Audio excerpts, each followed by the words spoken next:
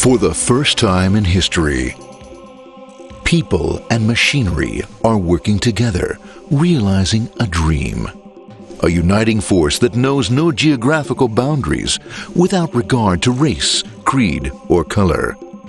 A new era where communication truly brings people together. This is the dawn of the net. Want to know how it works? Click here to begin your journey into the net. Now, exactly what happened when you clicked on that link? You started a flow of information.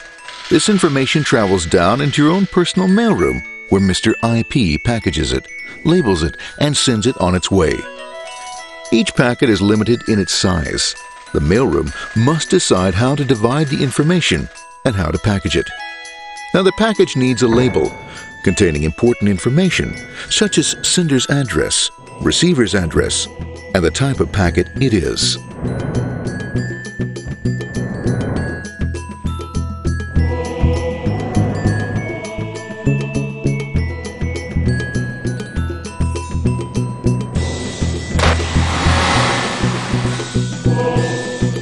Because this particular packet is going out onto the internet, it also gets an address for the proxy server, which has a special function, as we'll see later.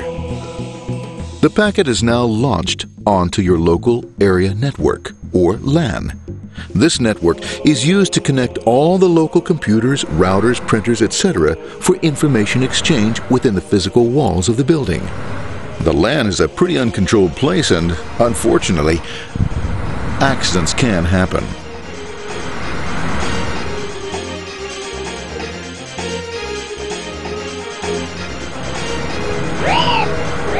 The highway of the LAN is packed with all types of information. These are IP packets, Novell packets, Apple Talk packets. They're going against traffic, as usual. The local router reads the address and, if necessary, lifts the packet onto another network. The router, a symbol of control in a seemingly disorganized world. Whoops, sorry about that. Well, let's go with this one here, this one here. Well, this moves here, this one goes here. I don't like this one. Let's go with this one. Let's go here. A little over this left. Let's move with this one here. Another channel here. Let's put that one here. Another one there. Let's put that one here. There he is, systematic, uncaring, methodical, conservative, and sometimes not quite up to speed. Sorry. But at least he is exact, for the most part. That's the one goes there, that one goes there, that one goes there, that one goes there, and this one goes there. Well, another one goes there, that goes there. He's behind one, let's go there, that goes there, there. He goes there, oh, let's put that one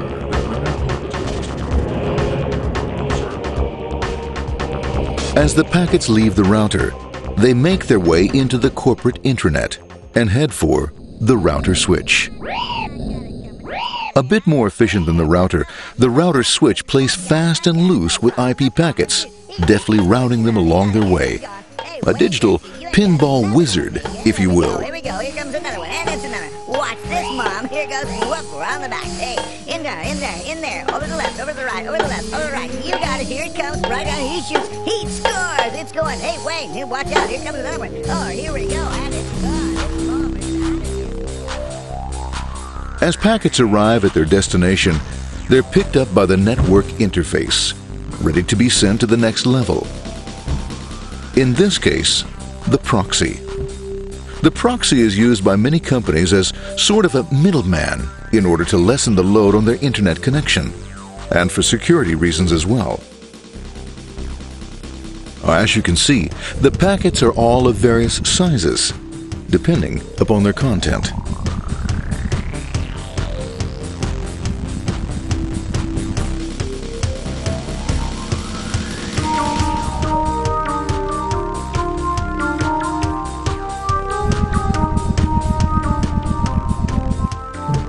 The proxy opens the packet and looks for the web address, or URL.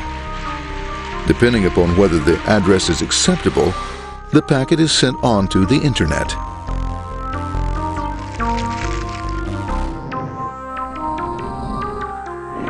There are, however, some addresses which do not meet with the approval of the proxy, that is to say, corporate or management guidelines. these are summarily dealt with. We'll have none of that. For those who make it, it's on the road again.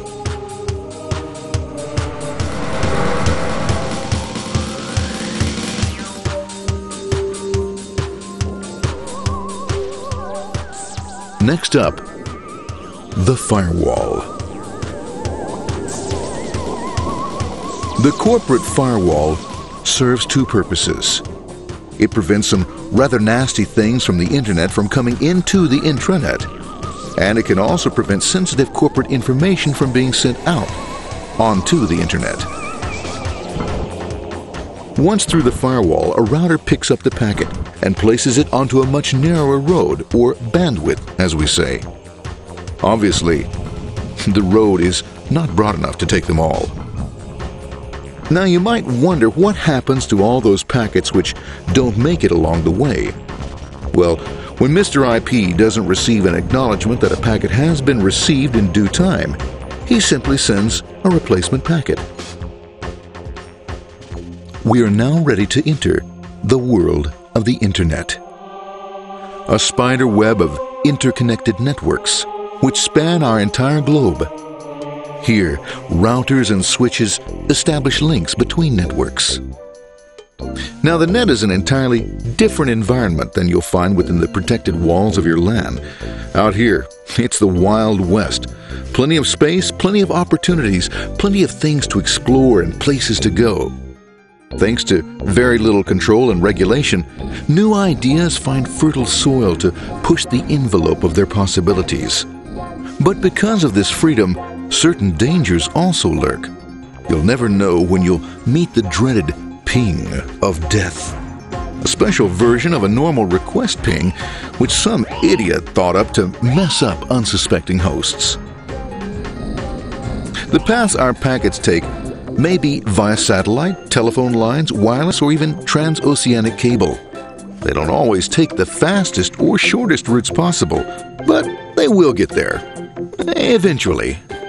Maybe that's why it's sometimes called the worldwide wait. But when everything is working smoothly, you can circumvent the globe 5 times over at the drop of a hat. Literally. And all for the cost of a local call or less. Near the end of our destination, we'll find another firewall. Depending upon your perspective as a data packet, the firewall could be a bastion of security or a dreaded adversary. It all depends on which side you're on and what your intentions are. The firewall is designed to let in only those packets that meet its criteria. This firewall is operating on ports 80 and 25. All attempts to enter through other ports are closed for business.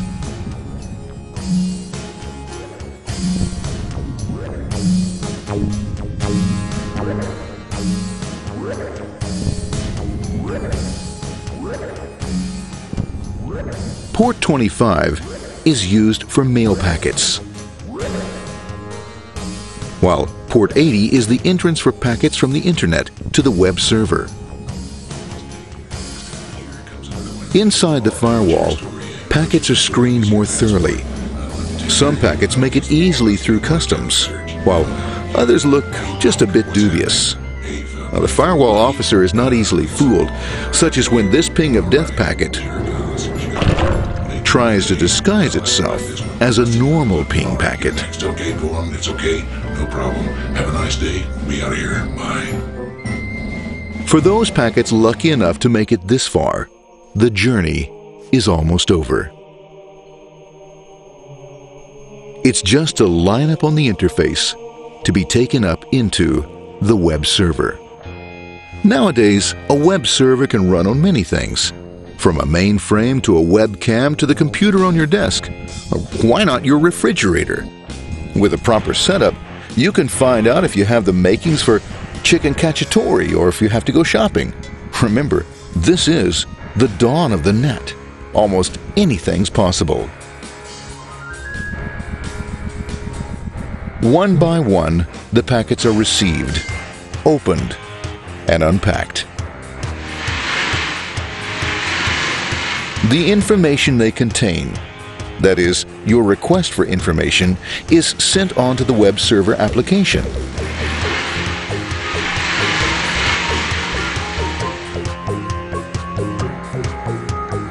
The packet itself is recycled, ready to be used again, and filled with your requested information.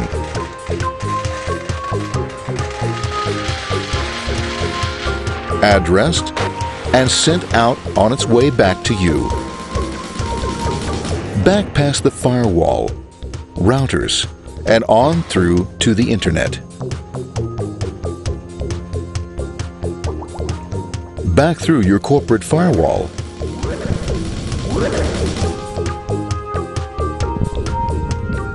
And onto your interface. Ready to supply your web browser with the information you requested.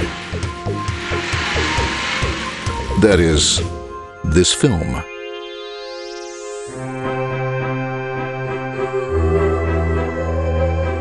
Pleased with their efforts and trusting in a better world, our trusty data packets ride off blissfully into the sunset of another day, knowing fully they have served their masters well. Now, isn't that a happy ending?